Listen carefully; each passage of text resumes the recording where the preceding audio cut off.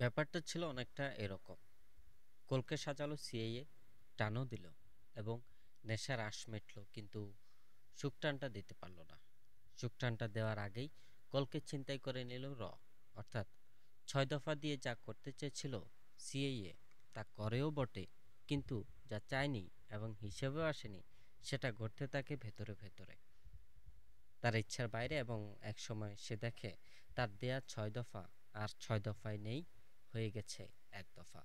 বাঙালি জনগণ শোষণ মুক্তির লক্ষ্যে 6 দফাকে করে ফেলেছে 1 দফা। এটাই চেয়েছিল। সিএইএ রয়ের কাছে খেলো বড় রকমের মার। প্রমাদ গুনতে থাকে মার্কিন প্রশাসন।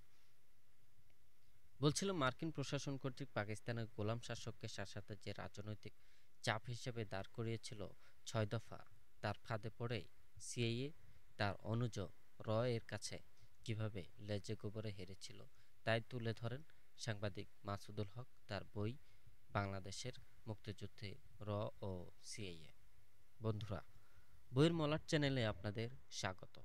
আপনাদের জন্য পড়ছিলাম বাংলাদেশের স্বাধীনতার ইতিহাস ভিত্তিক বই বাংলাদেশের মুক্তিযুদ্ধে ও সিআইএ।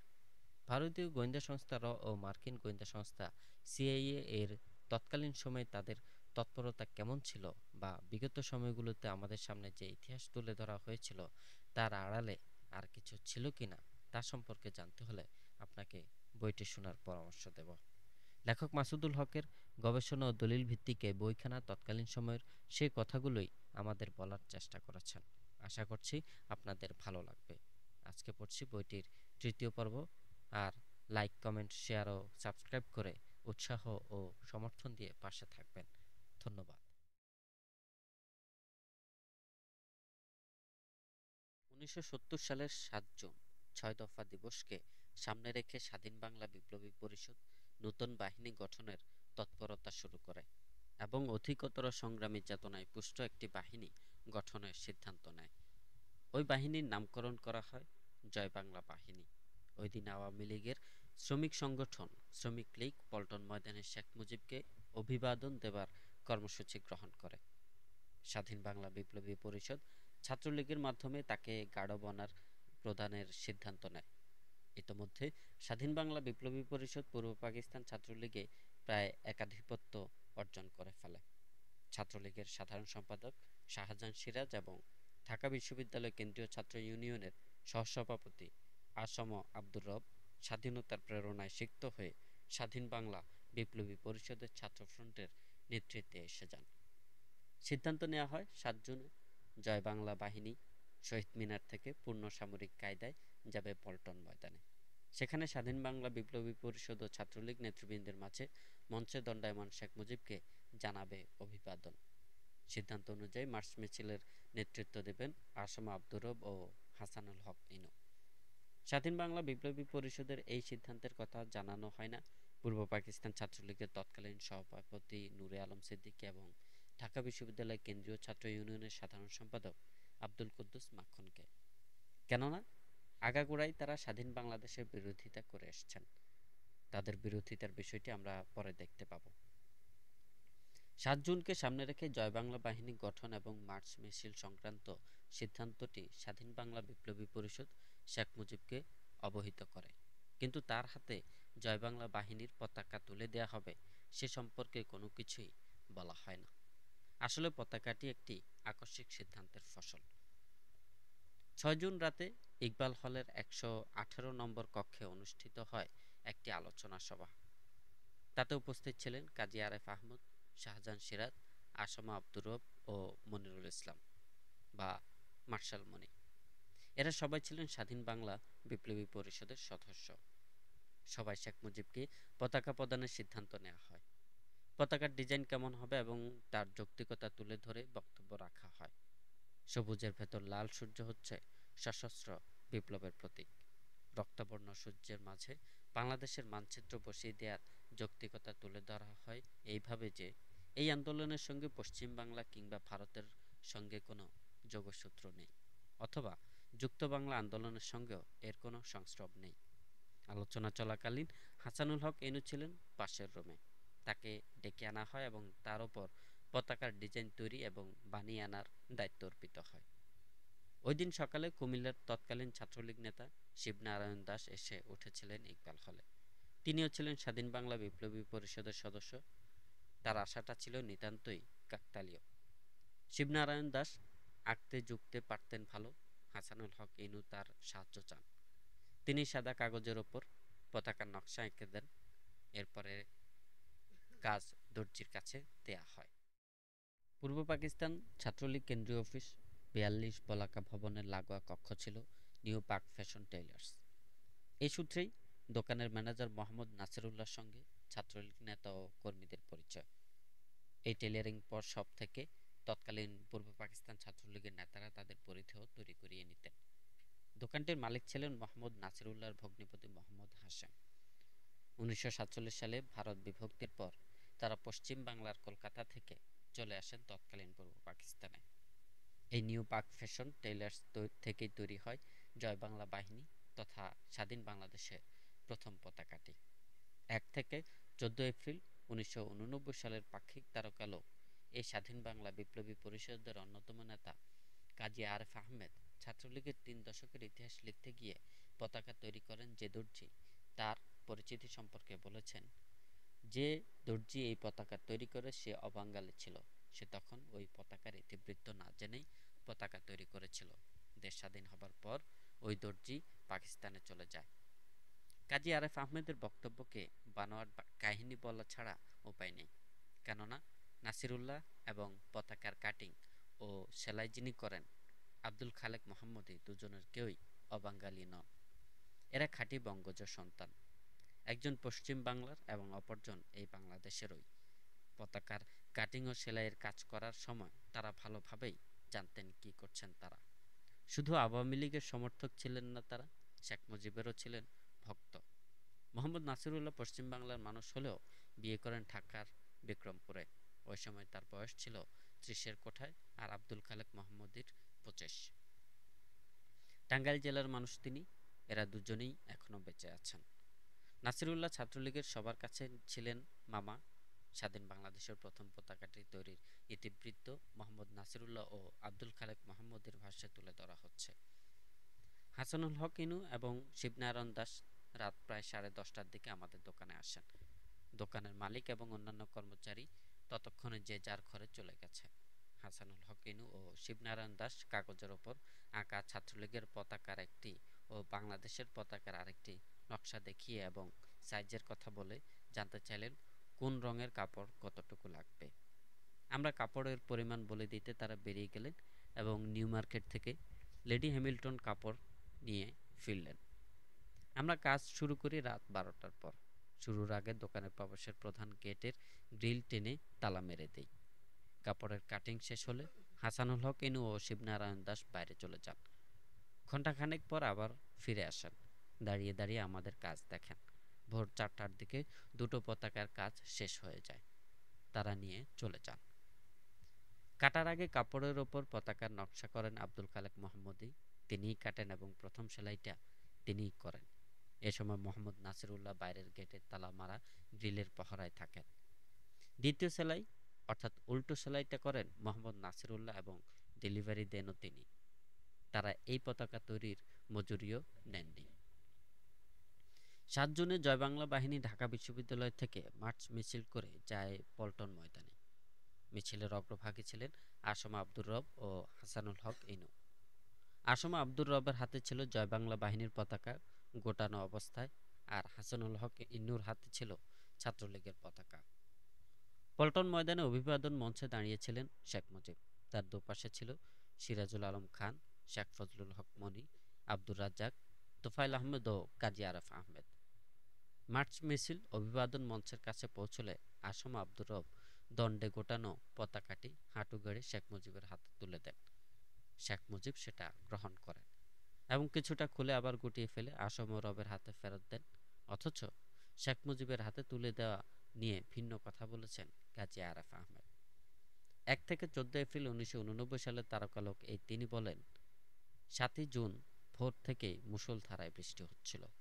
বাংলাদেশের প্রথম পতাকা পলিথিনের কাগজে মুড়িয়ে আমি পল্টন ময়দানে গেলাম। শেখ মুজিবের ডান পাশে আমি পলিথিনে মোড়ানো পতাকা নিয়ে দাঁড়িয়েছিলাম। শেখ মুজিব আমার হাত থেকে পতাকাটা নিয়ে খোলা অবস্থায় উপস্থিত জনতাকে প্রদর্শন করে রবের হাতে প্রদান করেন। কিন্তু মার্চ মিছিলে ছাত্রলীগের পতাকা যিনি বহন করেছিলেন, হাসানুল হক ইনু, তিনি আমাকে দেওয়া সাক্ষাৎকারে বলেন, আসম আব্দুর রবি জয় বাংলা বাহিনীর পতাকা শেখ মুজিবের হাতে তুলে দেন। ওই দিন পল্টন ময়দানে ছিলেন শিবনারায়ণ দাস। তিনি আমাকে দেওয়া সাক্ষাৎকারে হাসানুল হক ইনুর বক্তব্যের প্রতিধ্বনিত করলেন। এই বিষয়ে আলাপ করে আসম আব্দুর রবের সঙ্গেও আমাকে দেয়া সাক্ষাৎকারে তিনি বলেন, শেখ মুজিবের হাতে জয় বাংলা বাহিনীর পতাকা তিনিই তুলে দেন। মার্চ মিছিলে পর আসম ও রবের সংরক্ষণে জন্য পতাকাটি তুলে দেন হাসানুল হক ইনুর হাতে।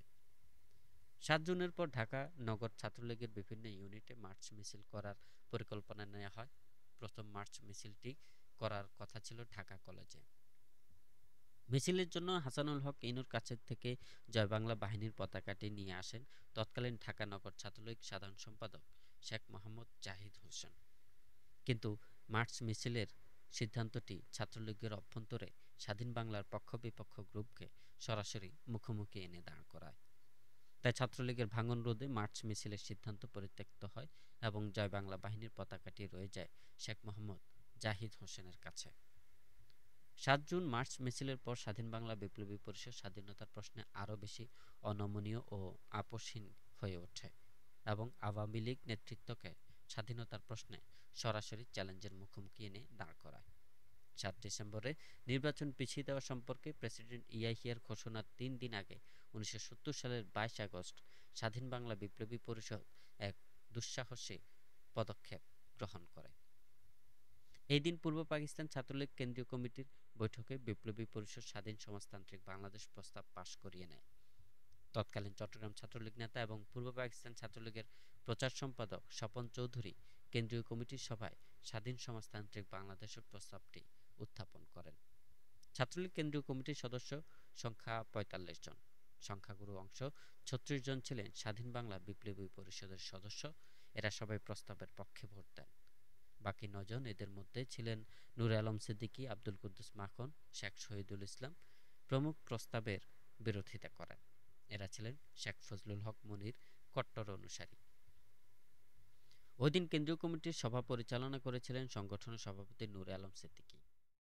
স্বাধীন সমাজতান্ত্রিক বাংলাদেশের প্রস্তাব বিপুল ভোটে অনুমোদিত হয়ে যাচ্ছে দেখে তিনি সভাকক্ষ থেকে বেরিয়ে আসেন। চলে যান শেখ মুজিবের কাছে প্রস্তাব অনুমোদন রোধের আবেদন নিয়ে। তিনি আর সভাকক্ষে ফিরে আসেননি। সভাপতির অনুপস্থিতিতে কেন্দ্রীয় কমিটির সদস্য মনিরুল ইসলামের সভাপতিত্বে সভার কাজ আবার শুরু হয় এবং স্বাধীন সমাজতান্ত্রিক বাংলাদেশের প্রস্তাব অনুমোদিত হয়ে যায়।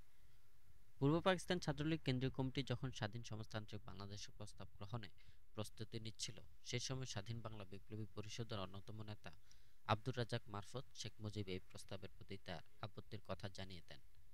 তিনি প্রস্তাব গ্রহণকারীদের ওপর রীতিমতো রুষ্ট হয়ে ওঠেন। পূর্ব পাকিস্তান ছাত্রলীগ কেন্দ্রীয় কমিটি গৃহীত স্বাধীন সমাজতান্ত্রিক বাংলাদেশের প্রস্তাবের প্রতি শেখ মুজিবের বিরোধিতা সম্পর্কিত প্রশ্নের জবাবে আব্দুর রাজ্জাকের সত্যতা স্বীকার করেছেন আমাকে দেয়া সাক্ষাৎকারে। তবে এর ব্যাখ্যা দিতে গিয়ে আব্দুর রাজ্জাক বলেন, তিনি বলেছিলেন, কৌশলগত কারণে তোমরা এমন একটি প্রস্তাব নাও যাতে সবটাই বোঝায় আমরা স্বাধীনতার পক্ষে। এটা যেমন বোঝায় তেমনি ছাত্রলীগ নিষিদ্ধ যাতে না হয় সে ব্যবস্থাও রাখো। তার মানে এই নয় যে স্বাধীনতা ও সমাজতন্ত্রের বিরোধিতা করা হয়েছে। ১২ আগস্ট ছাত্রলীগ কেন্দ্রীয় কমিটির সভায় স্বাধীন সমাজতান্ত্রিক বাংলাদেশের প্রস্তাব অনুমোদিত হয়ে যাওয়ায় আওয়ামী লীগ নেতৃত্ব পড়ে বিপাকে। তাদের শক্তির অন্যতম উৎস ছাত্রলীগ স্পষ্টতই দ্বিধাবিভক্ত হয়ে যায়। একদিকে শেখ মুজিবের ৬ দফাপন্থী, অপরদিকে স্বাধীন সমাজতান্ত্রিক বাংলাদেশপন্থীরা। ৬ দফাপন্থী ছাত্রলীগের নেতৃত্বে ছিলেন নূর আলম সিদ্দিকী ও আব্দুল কুদ্দুস মাখন। এদেরকে বাইরে থেকে নেতৃত্ব দিতেন শেখ ফজলুল হক মনি ও তোফায়েল আহমেদ। আর এক দফাপন্থী অর্থাৎ স্বাধীন সমাজতান্ত্রিক বাংলাদেশ প্রতিষ্ঠায় প্রত্যয়ী ছাত্রলীগ কর্মীদের নেতৃত্বে চলে আসেন আসম আব্দুর রব ও শাহজাহান সিরাজ। বাইরে থেকে নেতৃত্ব দিতে থাকেন স্বাধীন বাংলা বিপ্লবী পরিষদের ত্রয়ী নেতৃত্ব সিরাজুল আলম খান, আব্দুর রাজ্জাক ও কাজী আরেফ আহমেদ। ১৯৭০ সালের নির্বাচন শেখ মুজিব এবং সামরিক জান্তার ষড়যন্ত্র। 5 অক্টোবর থেকে 7 ডিসেম্বর নির্বাচন পিছিয়ে গেলে আওয়ামী লীগ নির্বাচন প্রচারণার জন্য আরও সময় হাতে পায়। 6 দফাপন্থী ছাত্রলীগ আওয়ামী লীগের বিজয় অর্জন অভিযানে নেমে পড়ে। আরেক দফাপন্থী ছাত্রলীগ নির্বাচনী প্রচারণাকে স্বাধীন সমাজতান্ত্রিক বাংলাদেশ প্রতিষ্ঠার সুযোগ হিসেবে গ্রহণ করে। এই পরিস্থিতিতে আওয়ামী লীগ নেতৃত্বের জন্য যারা নির্বাচন বিজয়ের প্রশ্নে ছিলেন এক প্রকার নিশ্চিত এবং নির্বাচনের পর পাকিস্তানের শাসন ক্ষমতায় বসার স্বপ্ন দেখছিলেন, তাদের জন্য তৈরি করে এক দারুণ নাজুক অবস্থা। তাদের জন্য আরও উদ্বেগজনক পরিস্থিতি সৃষ্টি করে মাওলানা ভাসানীর ন্যাশনাল আওয়ামী পার্টির ভেতরকার বামপন্থীরা। 2 অক্টোবর 1970 সালে পূর্ব বাংলা ছাত্র ইউনিয়ন এক প্রচারপত্রে বলে, শাসক গোষ্ঠী ও সুবিধাবাদী রাজনীতিবিদদের নির্বাচনী ষড়যন্ত্র ছিন্ন করিয়া গ্রামে গ্রামে গড়িয়া তুলুন তীব্র শ্রেণী সংগ্রাম, সৃষ্টি করুন সশস্ত্র সংগ্রামের অগ্নিকণা, যাহা পূর্ব বাংলায় প্রতিষ্ঠিত করিবে শোষণহীন এক নূতন রাষ্ট্র, জনতার রাষ্ট্র, জনগণতান্ত্রিক রাষ্ট্র। পাশাপাশি স্বাধীন বাংলা বিপ্লবী পরিষদ স্বাধীন বাংলাদেশ প্রতিষ্ঠার নিজস্ব কর্মসূচি নিয়ে প্রায় সমান তালে এগোতে থাকে। অন্যদিকে আওয়ামী লীগ সহ অপরাপর সকল দল 7 ডিসেম্বরের প্রতি দৃষ্টি নিবদ্ধ রেখে নির্বাচনী প্রচারণাকে জোরদার করতে সকল শক্তি নিয়োগ করে।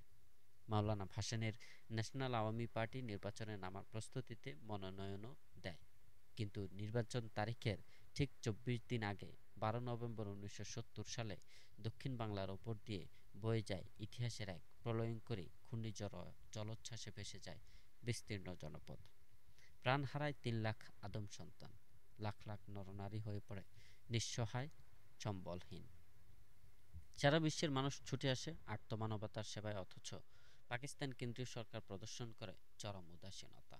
দুর্গত মানুষের প্রতি বিন্দুমাত্র সহানুভূতি প্রকাশ করে না, পাঠায় না কোনো সাহায্য। কেন্দ্রীয় সরকারের এই অমানবিক আচরণের বিক্ষোভে ফেটে পড়ে সারা পূর্ব বাংলা।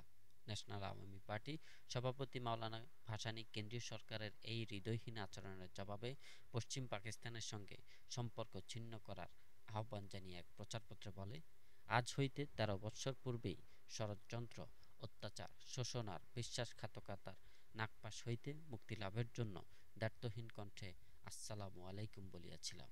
হয়তো বাঙালি সেদিন নাটকের সবকটি অঙ্ক বুঝিয়া উঠিতে পারে নাই।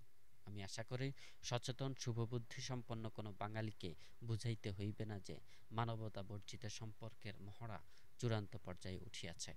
এইবার নেমেসিসের সমুচিত শাস্তি বিধানের অপেক্ষায় আমরা আছি। অন্যদিকে ঘূর্ণিঝড়ের প্রেক্ষিতে নির্বাচন পেছানোর দাবি ওঠে, কিন্তু প্রেসিডেন্ট ইয়াহিয়া তার সিদ্ধান্তে অটল থাকেন। ফলে মাওলানা ভাসানী নির্বাচন বয়কটের ঘোষণা দেন। ইয়াহিয়া খান ঘূর্ণিঝড় দুর্গতদের দেখতে আসেন নভেম্বরের শেষ সপ্তাহে, যখন আর আসার কোনো প্রয়োজনই ছিল না। এই সফরে তার সঙ্গে ছিলেন সেনাবাহিনীর chief of staff general Abdul Hamid Khan. ঢাকায় অবস্থানকালে ইয়াহিয়ার সঙ্গে শেখ মুজিবের তিনটি গোপন বৈঠক হয়। ইয়াহিয়ার যোগাযোগ মন্ত্রী জি.ডব্লিউ. চৌধুরীর ভাষায় ওই বৈঠকের পরিবেশ ছিল নভেম্বরের হালকা শীতের আমেজ।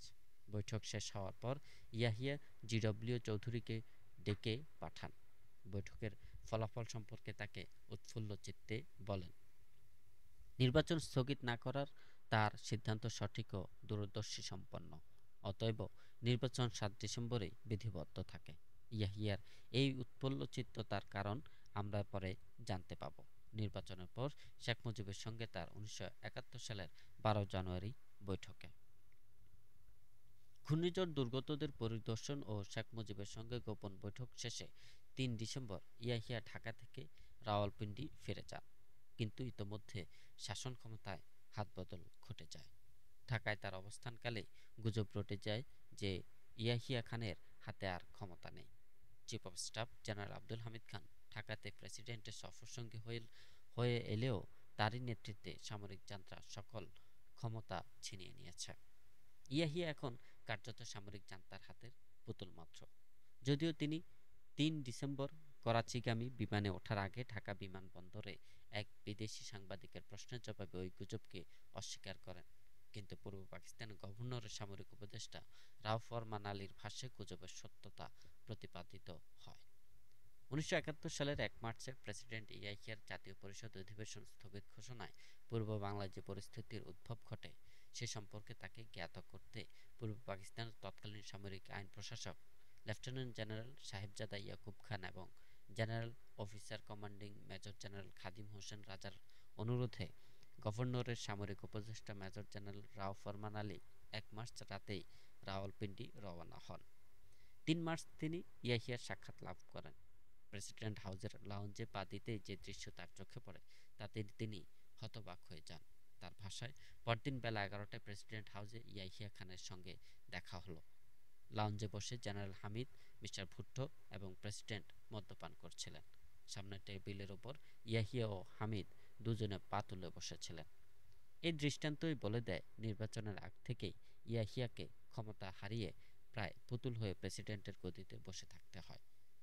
জান্তা যেভাবেই চায় তাকে তখন থেকে সে পথেই চলতে হয়। কিন্তু শেখ মুজিব এবং আওয়ামী লীগ নেতৃত্ব এই গুজব বিশ্বাস করেননি বলেই নির্বাচনের পর তারা ইয়াহিয়াকে আশ্বাস দেন যে ক্ষমতায় যাওয়ার পর তাকেই তারা প্রেসিডেন্ট রাখবেন। তাই হামলা আসছে জানতে পেয়েও শেখ মুজিব ইয়াহিয়ার ওপর ভরসা করেই ১৯৭১ সালের মার্চের আলোচনা চালিয়ে যান। অপরদিকে নির্বাচনে বিজয়ী হলে আওয়ামী লীগের হাতে তথা বাঙালির কাছে পাকিস্তানের ক্ষমতা তুলে দেবে না সামরিক জান্তা। ন্যাশনাল আওয়ামী পার্টির সভাপতি মাওলানা ভাসানী তা জানতেন। তাই নির্বাচনের দুদিন আগে ৫ ডিসেম্বর পল্টনের এক জনসভায় শেখ মুজিবের প্রতি স্বাধীন সার্বভৌম পূর্ব পাকিস্তান প্রতিষ্ঠার সংগ্রামে যোগ দেবার আহ্বান জানিয়ে বলেন, মুজিব, তুমি স্বাধীন পূর্ব পাকিস্তান সংগ্রামে যোগ দাও। যদি আমেরিকা ও ইয়াহিয়ার স্বার্থে কাজ করো তাহলে আওয়ামী লীগের কবর ৭০ সালেই অনিবার্য। ৭ ডিসেম্বর অনুষ্ঠিত পাকিস্তান প্রথম সাধারণ নির্বাচনের ফলাফল হতভম্ব করে দেয় সামরিক জান্তাকে। হতবাক হবার কারণ, সামরিক জান্তার হিসেব ছিল কোনো দলই জাতীয় পরিষদের সংখ্যাগরিষ্ঠতা পাবে না। অতএব কোয়ালিশন সরকার আসবে কেন্দ্রে, ক্ষমতা প্রকারান্তরে জান্তার হাতেই থেকে যাবে। সামরিক জান্তা এই হিসেব করে তার নিজস্ব গোয়েন্দা সূত্র প্রস্তুতকৃত তথ্য থেকে। নির্বাচনের আগে দলগত অবস্থান সম্পর্কে ওই গোয়েন্দা রিপোর্টে কোন দল কতটা আসন পেতে পারে তা তুলে ধরা হয় এইভাবে: আওয়ামী লীগ পাবে ৮০টি, Muslim League ৭০, Council Muslim League ৪০, National Awami Party ৩৫, Pakistan Peoples Party ২৫।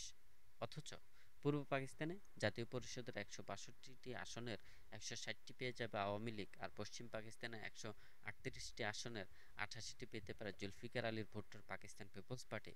এই সামরিক জান্তার কষ্ট কল্পনাতেও আসেনি। আওয়ামী লীগের এই ১৬০ আসনের সঙ্গে যুক্ত হবে পূর্ব পাকিস্তানের জন্য সংরক্ষিত ৭টি আসন। অতএব জাতীয় পরিষদে আওয়ামী লীগের মোট আসন দাঁড়াবে ১৬৭, নিরঙ্কুশ সংখ্যাগরিষ্ঠতা। আর পশ্চিম পাকিস্তানে একক বৃহত্তম দল হিসেবে আবির্ভূত হয় পাকিস্তান পিপলস পার্টি। আওয়ামী লীগের এখনও বিপুল বিজয়ে বিস্ময়ের ঘোর কাটতেই ক্ষমতা হস্তান্তর না করার পায়তারা কষতে থাকে সামরিক জান্তা। পায়তারা কষা এক বিষয় আর তার প্রয়োগ আরেক। এর সঙ্গে জড়িত বিপুল ঝুঁকি, অভ্যন্তরীণ ও আন্তর্জাতিক। অভ্যন্তরীণ ঝুঁকি নিরসনে তারা বেছে নেয় উচ্চাভিলাষী ক্ষমতালিপ্সু জুলফিকার আলী ভুট্টোকে, যিনি পশ্চিম পাকিস্তানের সংখ্যাগরিষ্ঠ দলের নেতা এবং পাকিস্তানের প্রধানমন্ত্রী হবার স্বপ্ন দেখছিলেন নির্বাচনের আগ মুহূর্তেও। তার ক্ষমতা লিপসাকে ক্ষমতা হস্তান্তর না করার চক্রান্তে ব্যবহারের সিদ্ধান্ত নেয় জান্তা। আর নির্বাচনী ফলাফলে স্বপ্নভঙ্গ ঘটাতে জুলফিকার আলী ভুট্টো তৈরি হয়েই ছিলেন। তাছাড়া আগাগোড়াই তিনি বাঙালিদের হাতে ক্ষমতা তুলে দেবার ছিলেন বিরোধী। তার ওই মনোভাবকে স্বচ্ছ ভাষায় তুলে ধরেছেন পাকিস্তান বিমান বাহিনীর এক সময়কার প্রধান এবং তৎকালীন তেহরিকে ইস্তিকলাল পার্টির সভাপতি মোহাম্মদ আসগর খান তার জেনারেল ইন পলিটিক্স গ্রন্থে। পূর্ব বাংলার সমস্যা সমাধানে জুলফিকার আলী ভুট্টো ১৯৭০ সালের মাঝামাঝি সময়ে ইয়াহিয়া খানকে বলেন, পূর্ব পাকিস্তান কোনো সমস্যাই নয়, ২০,০০০-এর মতো লোক মারতে হবে এবং সবকিছু ঠিকঠাক হয়ে যাবে। অতএব অতি দ্রুত ২-এ ২-এ ৪ হয়ে যায়। ক্ষমতা যে হস্তান্তরিত হচ্ছে না তার ইঙ্গিত পাওয়া গেল ২০ ডিসেম্বর লাহোরের জনসভায় ভুট্টোর ভাষণে। তিনি বলেন, পিপিপি অর্থাৎ পাকিস্তান পিপলস পার্টি জাতীয় পরিষদে বিরোধী দলীয় আসনে বসতে রাজি নয়। ভুট্টোর এই মন্তব্যে বিক্ষুব্ধ হয়ে ওঠে সারা পূর্ব বাংলা। এর প্রেক্ষিতে শেখ মুজিব ১৯৭১ সালের ৩ জানুয়ারি রেসকোর্স ময়দানে নবনির্বাচিত জাতীয় পরিষদ সদস্য ও প্রাদেশিক পরিষদ সদস্যদের শপথ গ্রহণ অনুষ্ঠানে প্রতিশ্রুত নির্বাচন সুসম্পন্ন করায় প্রেসিডেন্ট ইয়াহিয়াকে ধন্যবাদ জানিয়ে বলেন, তার অধস্তনদের মধ্যে একটি অংশ সক্রিয়, যারা এখনও নির্বাচনী ফলাফলকে উল্টে দেবার ষড়যন্ত্রে লিপ্ত। শেখ মুজিব ইয়াহিয়ার যে অধস্তনদের কথা ইঙ্গিত করেন তাদের নিয়েই গঠিত ছিল সামরিক জান্তা। জান্তার সদস্যরা ছিলেন জেনারেল আব্দুল হামিদ খান, সেনাবাহিনীর chief of staff; lieutenant general SMG Pirzada, প্রেসিডেন্টের principal staff officer; lieutenant general Gul Hasan, chief of general staff; lieutenant general Tikka Khan, corps commander; major general Omar, chairman জাতীয় নিরাপত্তা কমিটি; মেজর জেনারেল আকবর খান, পরিচালক আন্তঃ সার্ভিস গোয়েন্দা বিভাগ। এছাড়া দুজন বেসামরিক ব্যক্তিকে রাখা হয় জান্তায়। এরা হলেন প্রেসিডেন্টের অর্থনৈতিক উপদেষ্টা এম আহমদ ও কেন্দ্রীয় গোয়েন্দা ব্যুরোর পরিচালক এন রিজভী।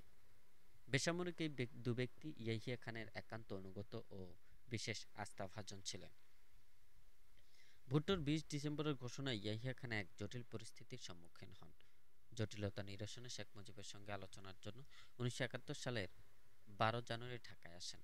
ওই দিন ৩ ঘণ্টাব্যাপী এক বৈঠক হয় শুধু তার এবং শেখ মুজিবের মধ্যে। ওই বৈঠকে শেখ মুজিব সরকার গঠনের পর তাকে প্রেসিডেন্ট করার প্রস্তাব রাখেন। মোহাম্মদ আসগর খান তার জেনারেলস ইন পলিটিক্স গ্রন্থে বলেছেন, আলোচনার এক পর্যায়ে শেখ মুজিব ইয়াহিয়াকে বলেছেন যে নূতন শাসনতন্ত্র রচনার পর তারা তাকে প্রেসিডেন্ট করতে চান। এই প্রস্তাবে ইয়াহিয়া খান বিস্মিত হলেন এবং জিজ্ঞেস করেন, কেন আপনারা আমাকে প্রেসিডেন্ট করতে চান? শেখ মুজিবুর রহমান ব্যাখ্যা দেন যে তিনি এবং তার দল মনে করে এটাই হবে সবচেয়ে উত্তম ব্যবস্থা। প্রেসিডেন্ট হিসেবে তার ২ বছরের অভিজ্ঞতা এবং সেনাবাহিনীতে তার অবস্থানকে সুবিধা হিসেবে কাজে লাগানো যাবে এবং তিনি অনুরোধ করেন প্রস্তাবটি ইয়াহিয়া খানকে গ্রহণ করতে। ইয়াহিয়া খানকে রাজি করাতে বেশি জোরাজুরি করতে হলো না, সবকিছু ঠিকঠাক হয়ে গেল। একদিন পর ১৪ জানুয়ারি রাওয়ালপিন্ডির পথে করাচিগামী বিমানে ওঠার আগে তেজগাঁও বিমানবন্দরে সাংবাদিকদের প্রশ্নের জবাবে ইয়াহিয়া বলেন, শেখ মুজিবুর রহমান দেশের ভবিষ্যৎ প্রধানমন্ত্রী হতে যাচ্ছে। কিন্তু পশ্চিম পাকিস্তানের মাটিতে পা দিতেই পরিস্থিতি তার জন্য আরো জটিল হয়ে ওঠে। চাপ বাড়ে ভুট্টোর, চাপ বাড়ে জান্তার। চাপে পড়েন ১৭ জানুয়ারি সিন্ধু প্রদেশের ভুট্টোর লারকানার বাড়িতে তথাকথিত বুনো হাঁস শিকারে গিয়ে। ভুট্টোর আমন্ত্রণে গিয়েছিলেন সেখানে। গিয়েছিলেন জান্তার সদস্য general Hamid, lieutenant general Pirzada প্রমুখ। লারকানার গোপন বৈঠকের পর হাতে যাও বা ক্ষমতা ছিল তাও ছাড়তে হয় ইয়াহিয়াকে। সিদ্ধান্ত চূড়ান্ত হয়ে যায়, ক্ষমতা হস্তান্তরিত হবে না। কিন্তু কিভাবে, কার্যক্রমটা কি হবে?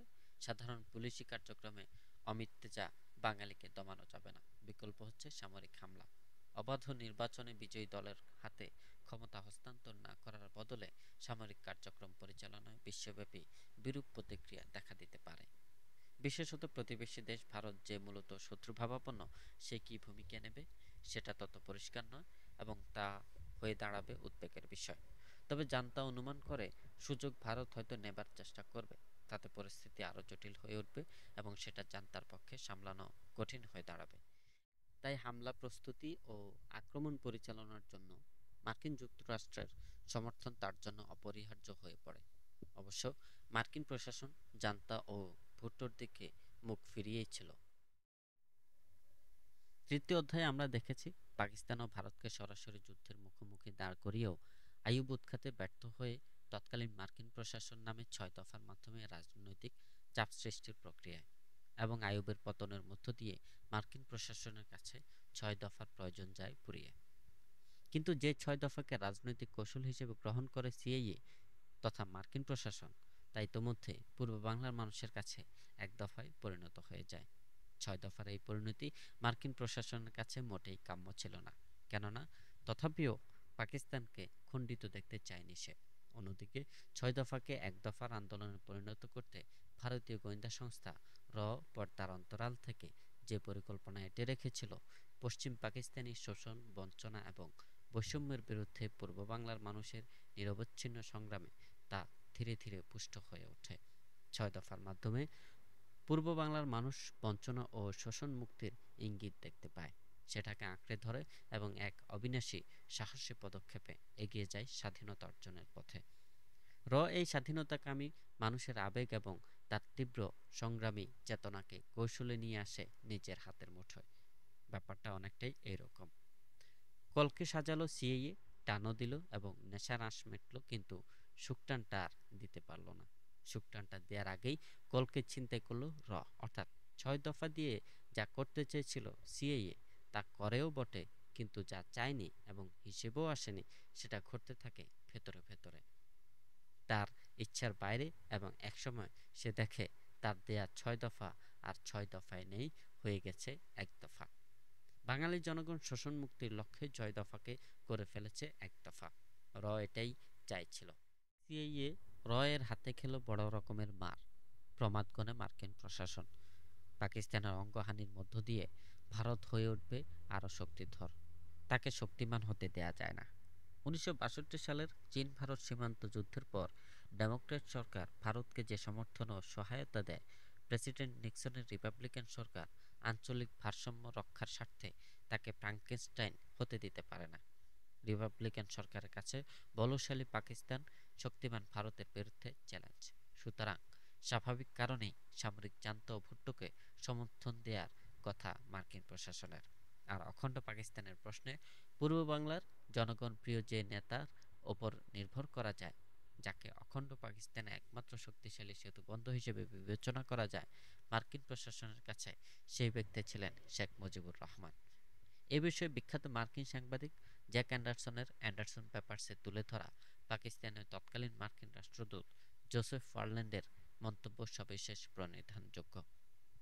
আমি ইয়াহিয়াকে বলেছিলাম যে, আমরা মনে করি মুজিবই হচ্ছেন পাকিস্তানের পূর্ব এবং পশ্চিমের স্থায়িত্বের চাবিকাঠি।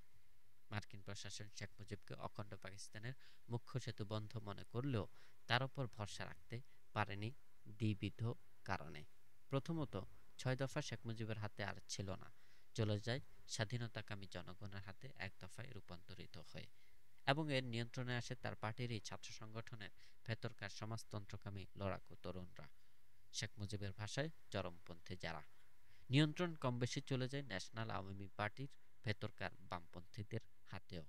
পর্দার অন্তরালে রত আছেই, খেলছে এবং খেলাচ্ছে নিজের লাইনে। দ্বিতীয়ত, শেখ মুজিব যতই প্রিয় ব্যক্তি হন না কেন, মার্কিন প্রশাসনের কাছে তার বিশাল জনপ্রিয়তাও আতঙ্কগ্রস্ত করে তোলে তাদের। কেননা মার্কিন প্রশাসন দেশে দেশে তার অভিজ্ঞতায় দেখেছে যে এই ধরনের জনপ্রিয় লোককে শেষ পর্যন্ত নিয়ন্ত্রণে রাখা কঠিন হয়ে পড়ে। জনপ্রিয় ব্যক্তি তাদের কাম্য বটে, তবে নিয়ন্ত্রণের অযোগ্য জনপ্রিয়তাকে তারা সুনজরে দেখে না। ১৯৮৬ সালের ফিলিপাইনের সাধারণ নির্বাচনের প্রতি দৃষ্টি নিবদ্ধ করলে এটা অনুধাবন হয়তো সুবিধা হবে। ফিলিপাইনের সাধারণ নির্বাচনে বিপুল ভোটে বিজয়ী হন মিসেস কোরাজান একুইনো, কিন্তু শক্তি প্রয়োগের মাধ্যমে ভোটের ফলাফলকে উল্টে দেন প্রেসিডেন্ট ফার্দিনান্দ মার্কোস। কোরাজান একুইনো এবং মার্কোস দুজনেই মার্কিন যুক্তরাষ্ট্রের প্রতি বিশ্বস্ত, অথচ নির্বাচনে মার্কোসের ভোট ডাকাতি সম্পর্কে সম্যক ওয়াকিবহাল প্রেসিডেন্ট রোনাল্ড রিগানের প্রশাসন মার্কোসকে সমর্থন দিতে থাকে। মার্কিন আস্থা অর্জনের জন্য কোরাজন একুইনোকে পরিষ্কার বলতে হয় যে ফিলিপাইনের মার্কিন ক্লার্ক বিমান ঘাঁটি ও সুবিক নৌঘাঁটি অপসারণের কোনো পরিকল্পনা তার নেই। বলেন প্রকাশ্য জনসভায়, আমি কমিউনিস্ট নই, কমিউনিস্ট ছিলাম না এবং ভবিষ্যতে কমিউনিস্ট হব না। তবু রিগান প্রশাসন সমর্থন দিয়ে যেতে থাকে মার্কোসকে। সেনাবাহিনীর মধ্যে বিদ্রোহ এবং জনগণের প্রেসিডেন্ট ভবন ঘেরাওয়ের মধ্য দিয়ে ফিলিপাইনের জনগণ যখন এক অবশ্যম্ভাবী ভয়াবহ রক্তক্ষয়ী সংঘর্ষের দিকে এগোতে থাকে, এবং ফিলিপাইনের তৎকালীন মার্কিন রাষ্ট্রদূত বসওয়ার্থ যখন একের পর এক রিপোর্ট দিয়ে যেতে থাকেন যে কোরাজন নিয়ন্ত্রণেই থাকবেন, একমাত্র তখনই রিগান প্রশাসন মার্কোস থেকে সমর্থন তুলে নেয় এবং মার্কিন পররাষ্ট্রমন্ত্রী জর্জ শুলজ স্বীকার করেন যে নির্বাচনে ব্যাপক কারচুপি হয়েছে। আকাশচুম্বী জনপ্রিয়তা নিঃস্বার্থের পক্ষে কি পরিমাণ বিপজ্জনক হতে পারে, এই তিক্ত অভিজ্ঞতা মার্কিন প্রশাসন অর্জন করে ১৯৫২ সালে মিশর থেকে। ১৯৫২ সালের ২৩ জুলাই মিশরের সেনাবাহিনী প্রধান জেনারেল নগিব ও কর্নেল গামাল নাসের এক সামরিক অভ্যুত্থান ঘটিয়ে উৎখাত করেন বাদশাহ ফারুককে। সুয়েজ খালকে আন্তর্জাতিকীকরণের গোপন প্রতিশ্রুতি দানের মাধ্যমে সামরিক অফিসাররা অভ্যুত্থান সংগঠনের ব্যাপারে লাভ করেন তৎকালীন মার্কিন প্রশাসনের সমর্থন। পরবর্তীতে আন্তর্জাতিকীকরণের বদলে কর্নেল নাসের সুয়েজ খাল জাতীয়করণ করলে তার বিরুদ্ধে মার্কিন প্রশাসনের কিছুই করার থাকে না, কারণ জনপ্রিয়তায় নাসের তখন এক বিশাল মানব হয়ে যান। সকল নিয়ন্ত্রণের ঊর্ধ্বে চলে যান তিনি। পরের ইতিহাস তার কাছে মার্কিন প্রশাসনের বারবার মার খাওয়ার ইতিহাস। গামাল নাসের জনপ্রিয়তা লব্ধ তিক্ত অভিজ্ঞতাই 1986 সালে রিগান প্রশাসনকে ফিলিপাইনের কোরাজন একুইনোর গগনচুম্বী জনপ্রিয়তা যেমন উদ্বিগ্ন করে তোলে, তেমনি 1970 সালে শেখ মুজিবের আকাশছোঁয়া জনপ্রিয়তা আতঙ্কগ্রস্ত করে তোলে নিক্সন প্রশাসনকে। ফিলিপাইনে মার্কিন রাষ্ট্রদূত বসওয়ার্থের রিপোর্ট এই কোরাজন একুইনোর নিয়ন্ত্রণ বিষয়ে রিগান প্রশাসন নিশ্চিত হলেও শেখ মুজিবের ব্যাপারে ঢাকায় তৎকালীন মার্কিন কনসাল জেনারেল আর্চার কে প্লাডারের রিপোর্টে নিশ্চিত হতে পারেনি নিক্সন প্রশাসন। তাদের কাছে চূড়ান্ত বলে বিবেচিত হয় রাষ্ট্রদূত জোসেফ ফারল্যান্ড এবং ইসলামাবাদে তৎকালীন সিআইএ স্টেশন প্রধান উলফের রিপোর্টে।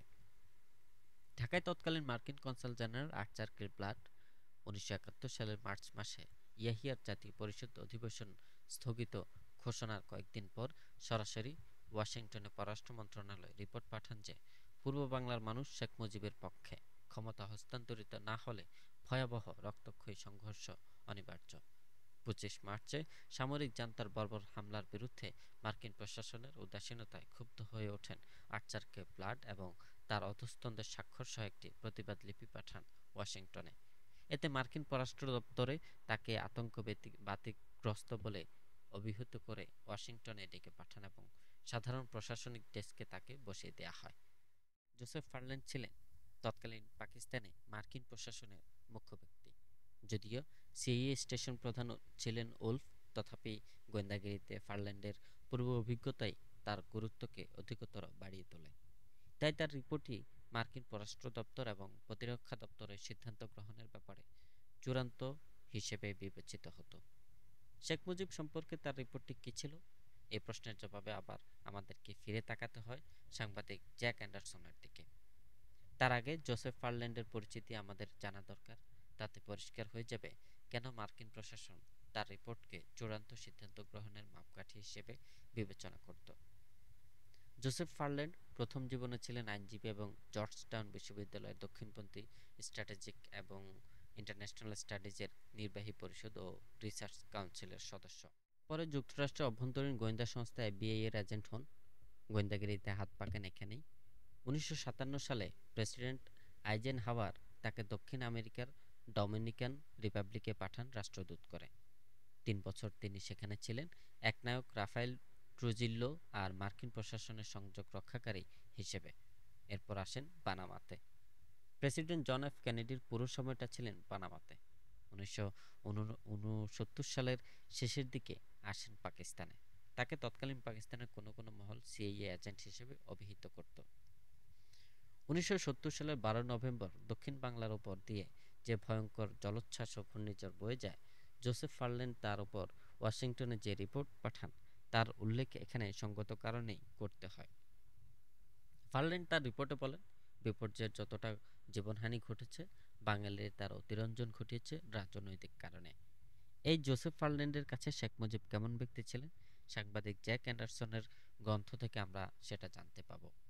ফারল্যান্ড মুজিবকে জানতেন এবং তাকে প্রাণবন্ত প্রাণপ্রাচুর্য সম্পন্ন দেখতে পান, কিন্তু তিনি গালভরা বুলি কাপচাতে ভালোবাসেন। বুলি কাপচানো ব্যক্তি সাধারণত কারো বিশ্বাস অর্জন করতে পারেন না। আর তিনি যদি আকাশছোঁয়া জনপ্রিয়তার অধিকারী হন, সকল নিয়ন্ত্রণের বাইরে চলে যাওয়া তার পক্ষেই সম্ভব হয়ে ওঠে। মিশরের অভিজ্ঞতাই সচেতন করে তোলে মার্কিন প্রশাসনকে।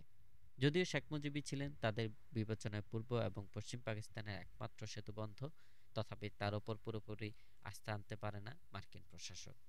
উপরন্তু এও তাদের অজানা ছিল না যে 6 দফা আর শেখ মুজিবের হাতে নেই, চলে গেছে তাদের দলের মূল প্রাণশক্তি ছাত্রলীগের বৃহত্তর অংশের হাতে, এবং তা হয়ে গেছে 1 দফা, যা তাদের কাম্য না কদাচিৎ। অতএব কনসাল জেনারেল আর্চারকে ব্লাডের রিপোর্ট নয়, তার ওপরওয়ালা জোসেফ ফারল্যান্ডের রিপোর্ট, যা সিআইএ স্টেশন প্রধান উলফ সমর্থিত, তাকেই গ্রহণ করে ওয়াশিংটন। ইয়াহিয়ার সামরিক জান্তা ও জুলফিকার আলী ভুট্টোর প্রত্যাশাকে পূরণ করে নিক্সন প্রশাসন এবং এসেও যায় সবুজ সংকেত।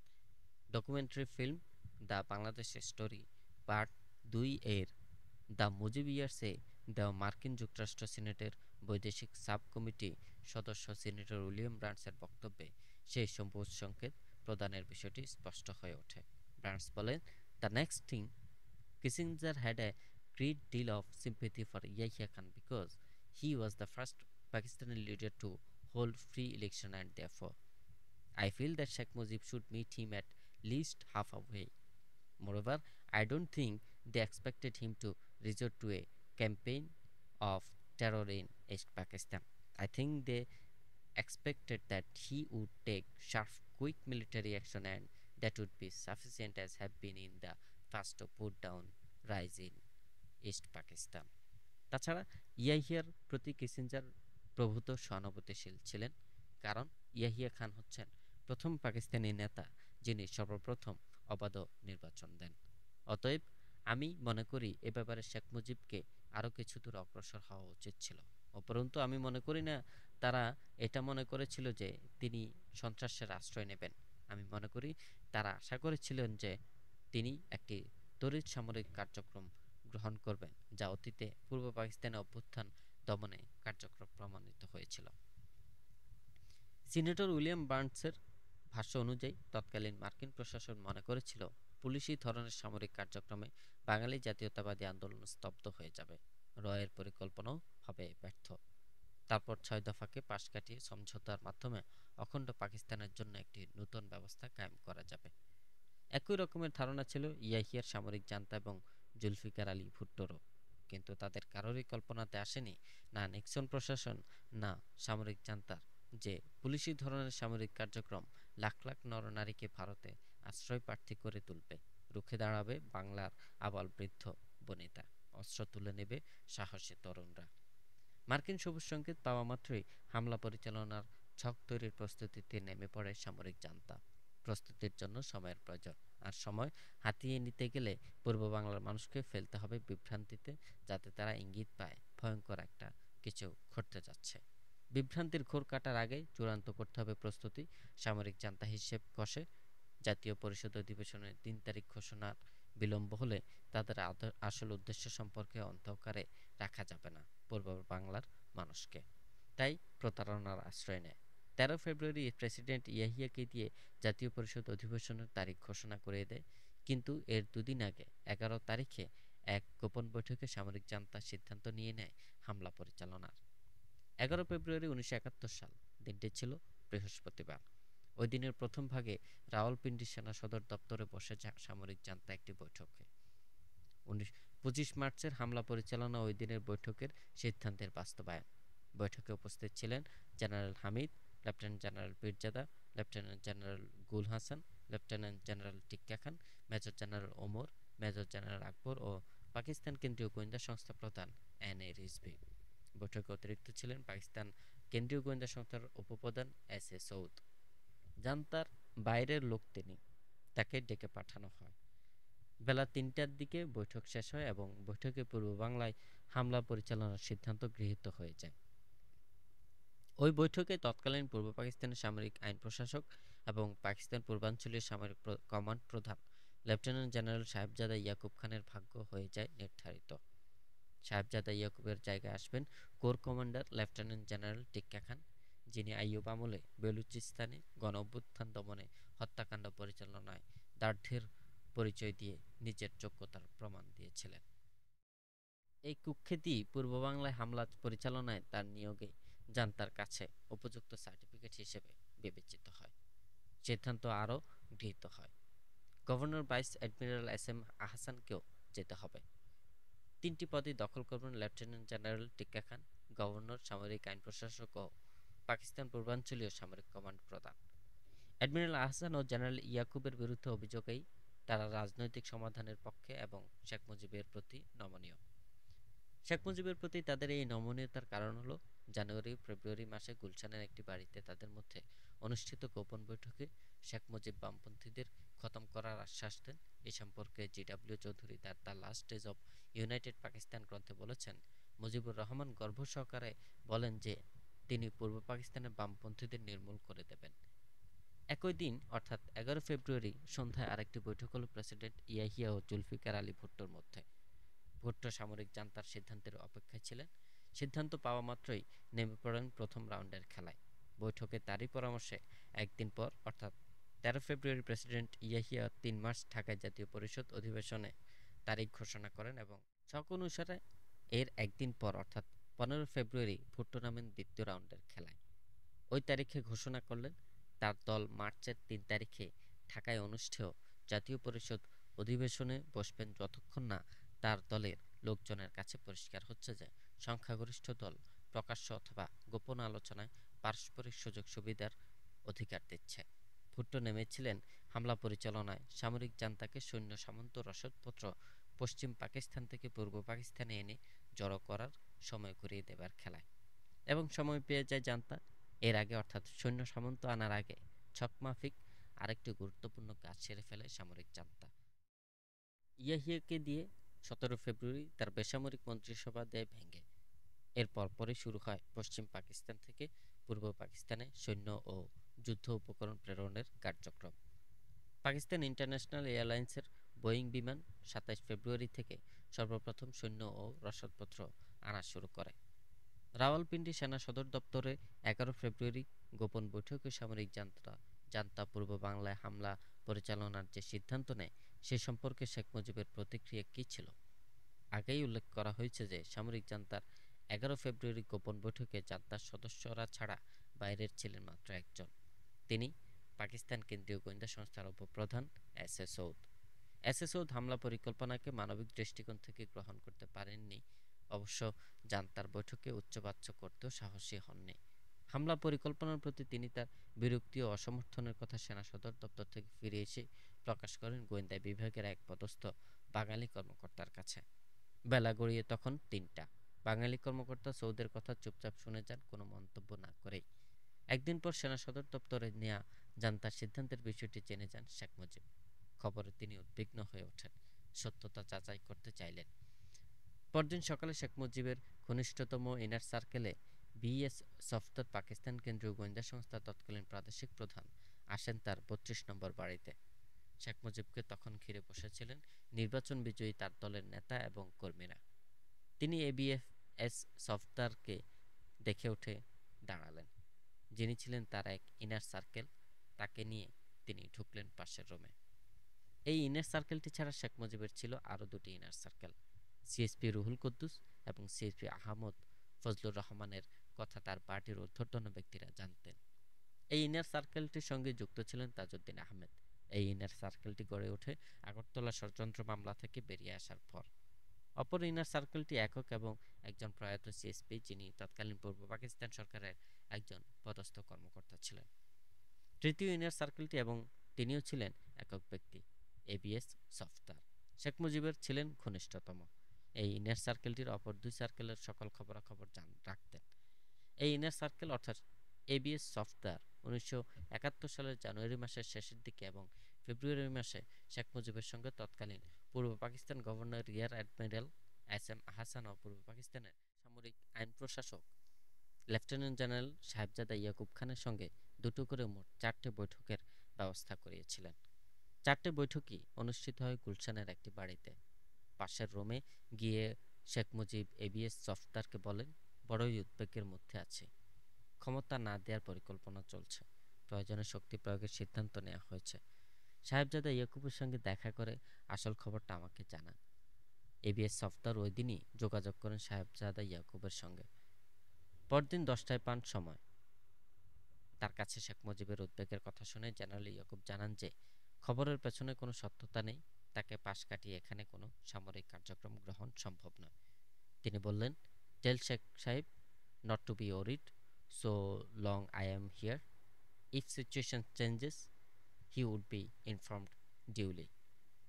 অর্থাৎ শেখ সাহেবকে গিয়ে বলুন তিনি যেন উদ্বেগের মধ্যে না থাকেন যতক্ষণ আমি এখানে আছি। পরিস্থিতি নতুন কোনো মোড় নিলে অবশ্যই তাকে সময় মতো জানানো হবে।